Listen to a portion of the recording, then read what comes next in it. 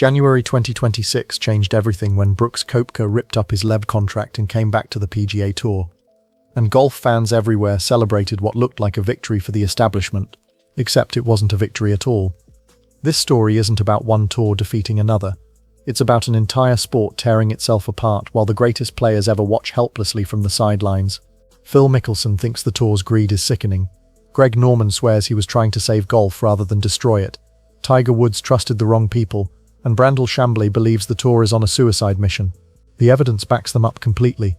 Sponsors are walking away, audiences are shrinking, and the legends of this game are telling anyone who will listen exactly what's going wrong. 6 major titles and 45 victories on the PGA Tour meant Phil Mickelson had nothing left to prove. But 2022 made him something else entirely, the guy who finally told the truth when everyone else stayed quiet. One story explains everything wrong with how the tour treats its players. The match featured Mickelson 5 times, and 5 times the PGA Tour demanded $1 million from him. Not for entry and not taken from his winnings, but charged to him, just so he could show his own highlights, his own swing, his own face. A future Hall of Famer writing a check just to appear in an event the tour didn't organize, didn't run, and had no part in creating. February 2022. At the Saudi International is when Mickelson finally said what he'd been holding in. It's not public knowledge, all that goes on, but the players don't have access to their own media, and the tour's obnoxious greed has really opened the door for opportunities elsewhere. Golf Digest got more details that same month, when he explained that they also charge companies to use shots I have hit. And when I did the match, there have been 5 of them. The tour forced me to pay them $1 million each time for my own media rights, and that type of greed is to me beyond obnoxious. August 2025 brought new revelations after Mickelson had joined LIV Golf, and that's when he revealed what those years on the PGA Tour actually felt like. I used to have anxiousness going to a PGA Tour event with all the details and things that would go on. I would be anxious and not want to go. I'd go as late as I could, but a live event, I can't wait to get here. Mickelson's accusation carries serious weight, because he believes the tour controls around $20 billion worth of media content and digital rights. Content that players made with their skill, their sweat and their talent. The tour pushes back by claiming 55% of revenue gets returned to players, but Mickelson puts the real number at 26%. Compare that to other sports where NFL players get around 50% and NBA players receive similar shares. The money argument matters, but the deeper question is about ownership. Because when you sink the putt that wins you a major, who owns that footage, you or them? 2 Open Championships and 20 PGA Tour wins decorated Greg Norman's career. But he'd been carrying a grudge for 3 decades against a system that treated golfers like hired help instead of business partners.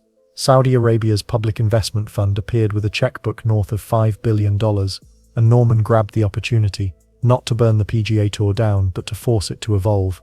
December 2025, on the Straight Talk podcast, is where Norman confronted the narrative that's haunted him.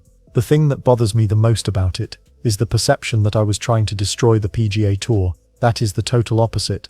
We were trying to work within the ecosystem, and competition is a wonderful thing. October 2024 brought his case to Australian Golf Digest, where he stated, "I'm a disruptor. I see weaknesses. It was unfairness. It was unfair to the players, not just to Greg Norman in the day, but to everybody."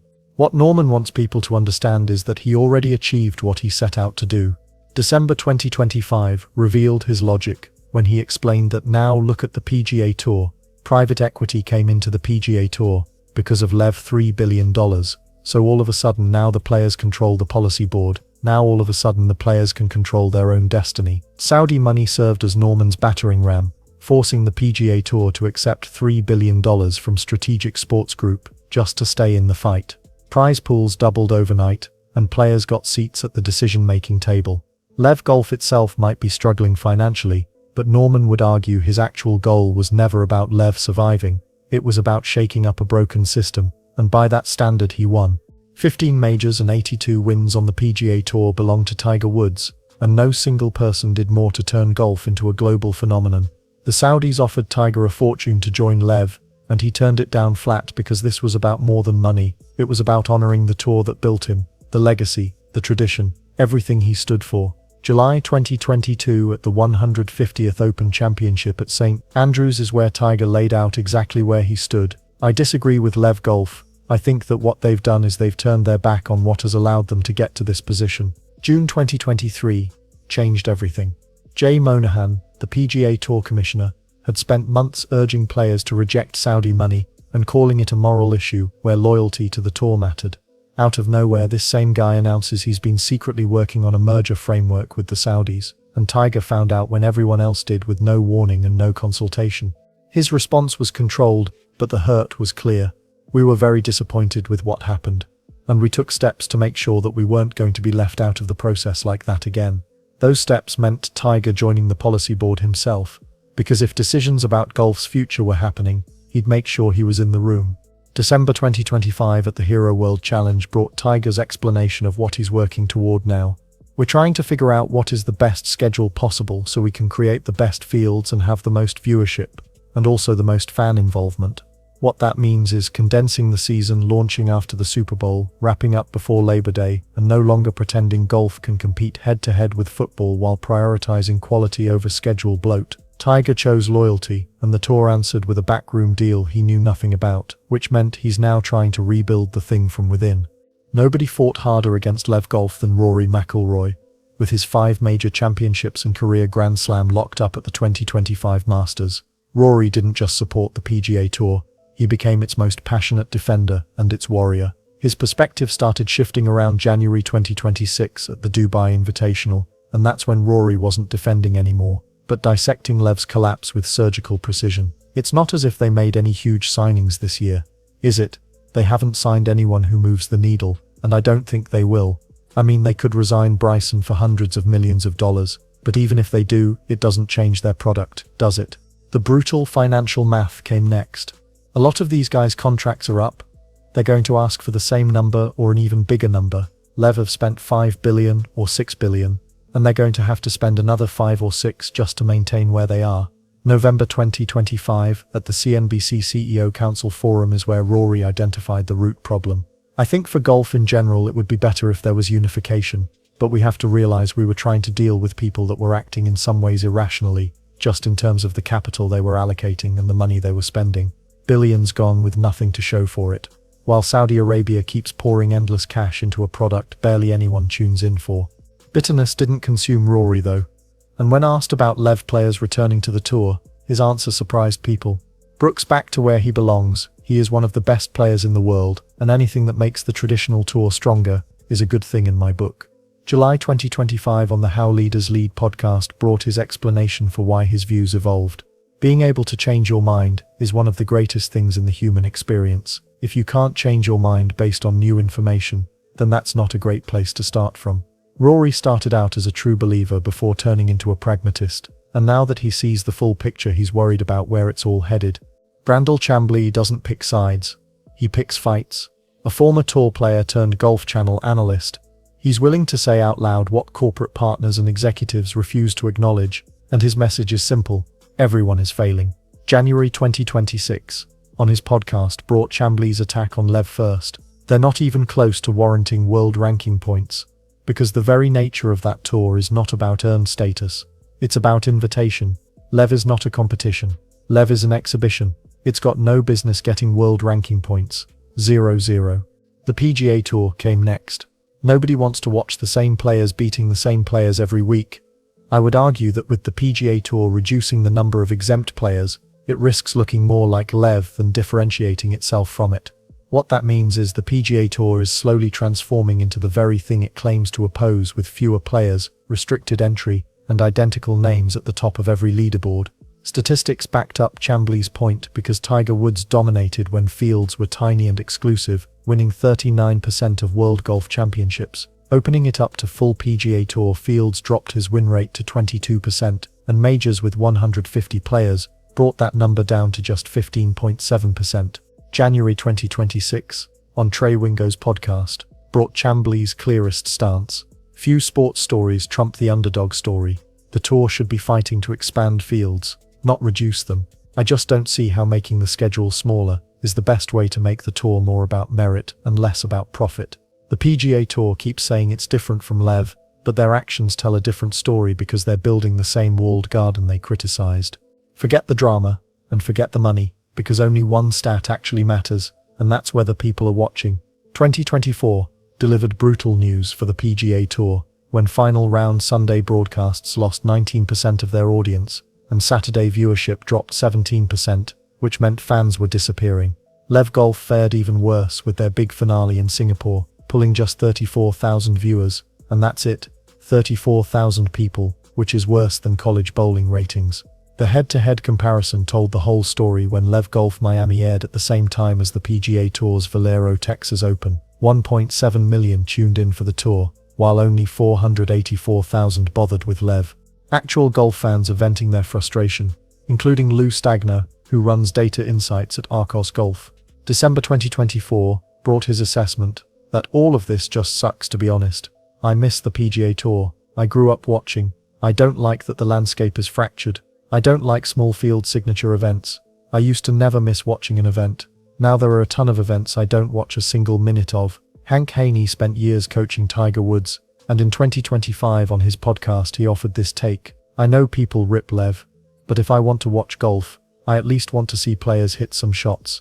The final round at Torrey Pines, the first 9 holes took 3 hours to play. The reality nobody wants to confront is that fans aren't choosing sides between LIV and the PGA Tour. They're choosing to watch something else entirely. Corporate money disappearing signals a real crisis, and sponsors are abandoning the PGA Tour at an alarming pace. Farmers Insurance backed Torrey Pines for 17 straight years, and 2026 will be their final season. Wells Fargo committed for 13 years before walking away. Honda sponsored the same tournament for 42 years, 4 decades of partnership, and Cognizant replaced them. Webb Simpson serves as a player director on the PGA Tour, and in 2024 he issued a warning nobody wanted to hear. This model is broken at the scale of purses that we've done over the last year. The sponsors are starting to feel it. Fighting back against LIV's guaranteed paydays required the tour to create signature events with $20 million purses, and players loved it while sponsors couldn't afford it, which meant one by one they started leaving. The secret negotiations made everything worse when Jay Monahan cut a deal with the Saudi Public Investment Fund behind closed doors. Trust evaporated overnight after it leaked, and Xander Schauffele expressed what many felt after the June 2023 announcement. Monahan has a long road ahead of him to gain some of that trust back from the membership. Nate Lashley went further. I don't think Monahan has a backbone. He seems to cater to 15 to 20 players. The cycle feeds on itself because the tour raises prize money to match LIV, sponsors can't keep up, sponsors leave, and the tour turns to private equity, which isn't sustainable business but survival mode. 1968 brought a revolt when Jack Nicklaus, Arnold Palmer, and Gardner Dickinson walked away from the PGA of America and created something new called the PGA Tour, which meant players finally controlled their own fate, but they established boundaries they refused to cross. Some wanted to go further and create their own rulebook for the sport, and Nicklaus shut that down. March 2019 at the Honda Classic brought his explanation. We all took the position that we are not bigger than the game of golf, and the game of golf is the USGA and the R&A. We felt like if we did that, then we're making ourselves more important than the ruling bodies of the game of golf, and we didn't think it was the right thing to do. Gary Player turned 88 watching this chaos unfold, and in 2024 he delivered a message. Those who have been loyal like Tiger or Rory who turned down fortunes, they should be compensated in some way or another, otherwise, the resentment will continue. Nicklaus himself admitted the current situation isn't working when he stated in 2024 that the best result would be for the best players to play against each other more often, and that's not happening right now. $750 million from LIV Golf is what Nicklaus rejected, because he valued principles over a payday, but was that wise? Younger players look at that decision with disbelief, because walking away from $750 million for tradition doesn't make sense in any universe they can imagine. Everything Nicklaus and Palmer spent their careers constructing is falling apart. December 2025 delivered a shock when Brooks Koepka, winner of 5 major championships, terminated his LIV Golf contract 12 months early, and by January 2026, he was competing on the PGA Tour again. His penalties looked significant, with $5 million paid to charity, no equity, until 2031, a ban from sponsor invitation signature events, through 2026, and being cut off from FedEx Cup bonus money. What actually occurred though, is that the PGA Tour folded. Wyndham Clark voiced what plenty of players were thinking in January 2026 on SiriusXM without hiding his frustration. I personally really like Brooks and I think it's ultimately really good for the PGA Tour, but also as a guy who had an opportunity to go to LIV, It's kind of frustrating that he's able to get the cake and also eat it. If you would have told me that I could have gone for a year and a half, make a boatload of money, and then be able to come back and play on the tour, I think almost everyone would have done that. Tiger Woods gave a glimpse into how desperate the negotiations became after a TGL match in January 2026, when he described the process. "We took that letter and then took it to both boards and tried to implement a plan. We had lots of subsequent meetings, worked through the holidays, there was no days off. Christmas work for one player sends an impossible signal to ignore for every elite golfer. Jump to LIV, collect the cash, return whenever LIV falls apart, and the PGA Tour will be waiting with open arms, which means meritocracy is officially buried." How this all ends comes down to three paths forward. The first option is gradual decline with 45% odds, where both tours keep limping along but become increasingly irrelevant, and the majors along with the Ryder Cup remain the only events anyone truly cares about, while everything else fades into background noise. The second option is players taking control with 30% odds, where the top 50 golfers finally get fed up with being chess pieces and create something entirely different. That's player-owned from the ground up, similar to how tennis runs the ATP, pulling the best elements from both existing tours with merit-based competition from the PGA Tour and guaranteed income plus ownership shares from LIV. The third option is Saudi Arabia winning everything with 25% odds, where the public investment fund eventually acquires majority control of PGA Tour enterprises in a total merger under Saudi ownership, and golfers receive equity stakes and enormous purses at the cost of complete loss of independence. All three paths lead somewhere bad. The PGA Tour isn't dying because that framing misses the point entirely. What's actually dying is a set of beliefs that held this sport together for decades. The belief that professional golf could remain a pure meritocracy while becoming a multi-billion-dollar industry. The belief that tradition and aggressive capitalism could peacefully coexist.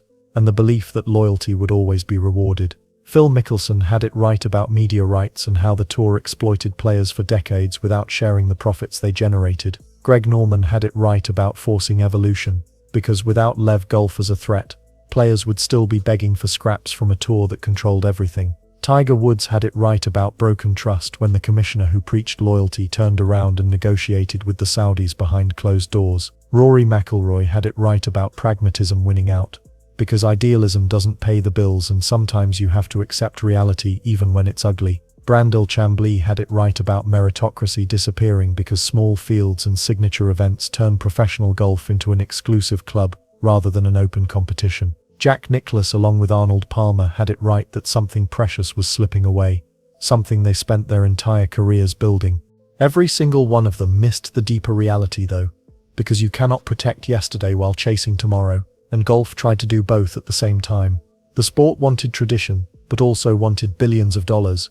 It wanted meritocracy, but also wanted guaranteed contracts. It wanted loyalty, but also wanted to negotiate with anyone who showed up with a checkbook. Those contradictions were always going to tear everything apart. Golf chose money and tradition lost, and now comes the bill that nobody wanted to pay. The sponsors who kept tournaments alive for decades are walking away because they can't afford $20 million purses. The fans who watched every weekend are tuning out because they don't recognize what the sport has become. The legends who built this game are watching from the sidelines wondering how it all went so wrong so fast. Whether the PGA Tour survives isn't the real question anymore, but whether it deserves to is what everyone should be asking. Perhaps this old structure needs to collapse completely before something better emerges from the wreckage. Or perhaps 10 years from now we'll look back at this moment and finally understand what we threw away when we let money win. The PGA Tour isn't dying because it's already gone, and what we're watching now is just the funeral procession for a sport that sold its soul and got nothing in return.